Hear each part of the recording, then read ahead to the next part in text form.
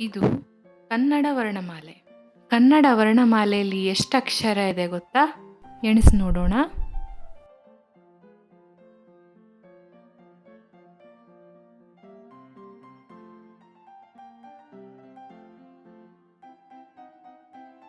ಕನ್ನಡ ವರ್ಣಮಾಲೆಯಲ್ಲಿ 49 ಅಕ್ಷರಗಳಿದ್ದಾವೆ. ಈ ಅಕ್ಷರಗಳಲ್ಲಿ 3 ವಿಧ: ಸ್ವರಗಳು, ಯೋಗವಾಹಗಳು, ವ್ಯಂಜನಗಳು. ಸ್ವರಗಳಲ್ಲಿ 2 ವಿಧ: hrasva ಸ್ವರ, deergha ಸ್ವರ. 1 ಮಾತ್ರೆಗಳ ಕಾಲ ಹೇಳುವ ಸ್ವರಕ್ಕೆ hrasva ಸ್ವರ ಅಂತಾರೆ. 1 ಮಾತ್ರೆ ಅಂದರೆ ಎಷ್ಟು ಕಾಲ? 1 ಮಾತ್ರೆ ಅಂದರೆ ಇಷ್ಟು ಕಾಲ. ಅ ಇ ಉ ಋ ಎ ಓ. ದೀರ್ಘ ಸ್ವರ 2 ಮಾತ್ರೆಗಳ ಕಾಲ ಹೇಳುವಂತ ಸ್ವರಕ್ಕೆ ದೀರ್ಘ ಸ್ವರ ಅಂತ ಹೇಳ್ತಾರೆ. 2 ಮಾತ್ರೆ ಅಂದ್ರೆ ಎಷ್ಟು ಕಾಲ? 2 ಮಾತ್ರೆ ಅಂದ್ರೆ ಇಷ್ಟು ಕಾಲ.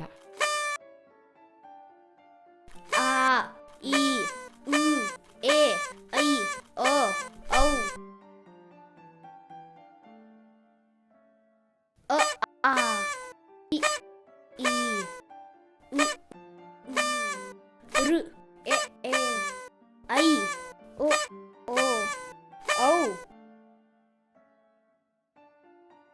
ಯೋಗವಾಹಗಳು. ಯೋಗವಾಹಗಳು ಅಂದರೆ ಅಹ. ಅನ್ನ ಅನುಸ್ವಾರ ಅಂತ ಕರೀತಾರೆ. ಅಹ ಅನ್ನ ವಿಸರ್ಗ ಅಂತ ಕರೀತಾರೆ. ವ್ಯಂಜನಗಳು. ವ್ಯಂಜನಗಳಲ್ಲಿ 2 ವಿಧ: ವರ್ಗೀಯ ವ್ಯಂಜನ, ಅವರ್ಗೀಯ ವ್ಯಂಜನ. ವರ್ಗೀಯ ವ್ಯಂಜನ ಯಾವ ವ್ಯಂಜನಗಳನ್ನು ಬೇರೆ ಬೇರೆ ವರ್ಗಗಳಲ್ಲಿ ಸೇರ್ಸಕ್ಕಾಗತ್ತೋ ಅವನ್ನ ವರ್ಗೀಯ ವ್ಯಂಜನಗಳು ಅಂತ ಕರಿತೇವೆ. ಉದಾಹರಣೆಗೆ ಖ, ಗ, ಘ, ङ ಇವು ಕ ವರ್ಗಕ್ಕೆ ಸೇರಿದ್ದು. ಚ, ಛ, ಜ, ಝ, ಞ ಚ ವರ್ಗಕ್ಕೆ ಸೇರಿದ್ದು. ಟ, ಠ, ಡ, ಢ, ಣ ಟ ವರ್ಗ. ತ, ಥ, ದ, ಧ, ನ ತ ವರ್ಗ. ಪ, ಫ, ಬ, ಭ, ಮ ಪ ವರ್ಗ. ಪ್ರತಿ ವರ್ಗದ ವ್ಯಂಜನದಲ್ಲಿ 3 ವಿಧ: ಅಲ್ಪ ಪ್ರಾಣ, ಮಹಾಪ್ರಾಣ, ಅನುನಾಸಿಕ. ಅಲ್ಪ ಅಂದರೆ ಸ್ವಲ್ಪ, ಪ್ರಾಣ ಅಂದರೆ ಗಾಳಿ. ಅಲ್ಪ ಪ್ರಾಣ ಅಂದರೆ ಯಾವ ವ್ಯಂಜನಗಳನ್ನು ಹೇಳೋವಾಗ ಸ್ವಲ್ಪನೇ ಗಾಳಿ ಹೊರಗೆ ಬರುತ್ತೋ ಅದು ಅಲ್ಪ ಪ್ರಾಣ. ಉದಾಹರಣೆಗೆ ಕ, ಗ. ಮಹಾ ಅಂದರೆ ದೊಡ್ಡತು ಇಲ್ಲ ಜಾಸ್ತಿ. ಪ್ರಾಣ ಅಂದರೆ ಗಾಳಿ. ಯಾವ ವ್ಯಂಜನವನ್ನು ಹೇಳುವಾಗ ಜಾಸ್ತಿ ಗಾಳಿ ಬಾಯಿಂದ ಹೊರಗೆ ಬರುತ್ತೋ ಅದನ್ನು ಮಹಾಪ್ರಾಣ ಅಂತ ಕರೀತಾರೆ. ಉದಾಹರಣೆಗೆ ಖ, ಘ. ಅನುನಾಸಿಕ. ನಾಸಿಕ ಅಂದರೆ ಮೂಗು. ಯಾವ ವ್ಯಂಜನವನ್ನು ಮೂಗಿನ ಸಹಾಯದಿಂದ ಹೇಳ್ತೀವೋ ಅದನ್ನು ಅನುನಾಸಿಕ ಅಂತ ಕರೀತಾರೆ. ಉದಾಹರಣೆಗೆ ङ. ಈಗ ಇದನ್ನು ಮೂಗು ಮುಚ್ಕೊಂಡು ಹೇಳು ನೋಡೋಣ. ಆಗಲ್ಲ ಅಲ್ವಾ? ಈಗ ಮೂಗಿಂದ ಕೈ ತೆಗೆದು ಹೇಳು. ङ. ಹಾ, ಹಾಗೆ. ಚ, ಛ, ಜ, ಝ, ಞ ಟ, ಠ, ಡ, ಢ, ಣ ತ, ಥ, ದ, ಧ, ನ ಪ, ಫ, ಬ, ಭ, ಮ. ಅವರ್ಗೀಯ ವ್ಯಂಜನಗಳು. ಯಾವ ವ್ಯಂಜನಗಳನ್ನು ಯಾವುದೇ ವರ್ಗಕ್ಕೂ ಸೇರಿಸಕ್ಕಾಗಲ್ವೋ ಅವು ಅವರ್ಗೀಯ ವ್ಯಂಜನಗಳು. ಯರ, ಲವ, ಶ, ಶ, ಸಹ, ಳ.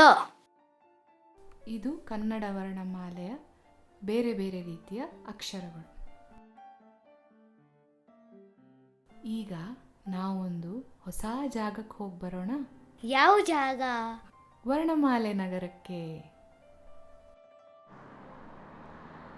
ವರ್ಣಮಾಲೆ ನಗರ. ಸ್ವರ ಬಡಾವಣೆ. ಅ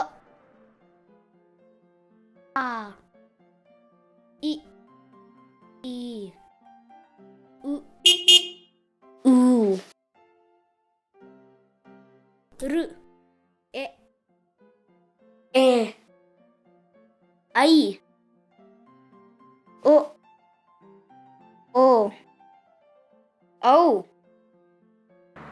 ಯೋಗವಾಹ ಉದ್ಯಾನ. ಅಹ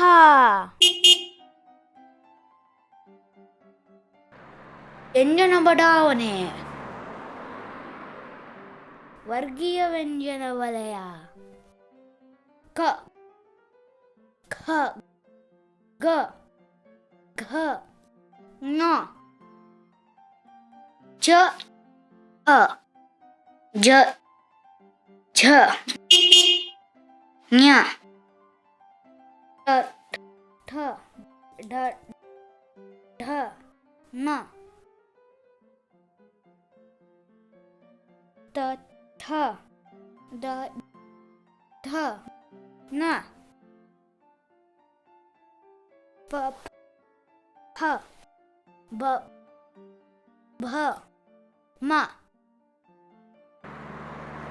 ಅವರ್ಗೀಯ ವ್ಯಂಜನ ವಲಯ. ಯ ರ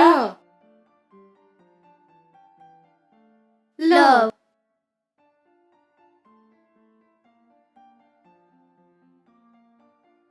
ವ ಶ ಷ ಸ ಹ ರ. ಕ್ಷ ಜ್ಞಾನ ಕೆಲವರು ಉಪಯೋಗಿಸ್ತಾರೆ, ಕೆಲವರು ಉಪಯೋಗಿಸೋದಿಲ್ಲ. ಇವು ನಮ್ಮ ಕನ್ನಡ ವರ್ಣಮಾಲೆಯ ವೈವಿಧ್ಯಮಯ ಅಕ್ಷರಗಳು. ಚೆನ್ನಾಗಿತ್ತಲ್ವಾ? ನೆನ್ಪಿಟ್ಕೋತೀರಲ್ವಾ?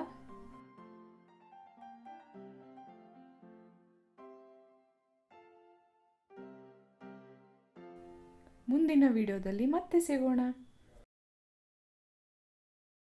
ಈ ವಿಡಿಯೋ ಇಷ್ಟ ಆದಲ್ಲಿ ದಯವಿಟ್ಟು ಲೈಕ್, ಸಬ್ಸ್ಕ್ರೈಬ್, ಶೇರ್ ಮತ್ತು ಕಾಮೆಂಟ್ ಮಾಡಿ.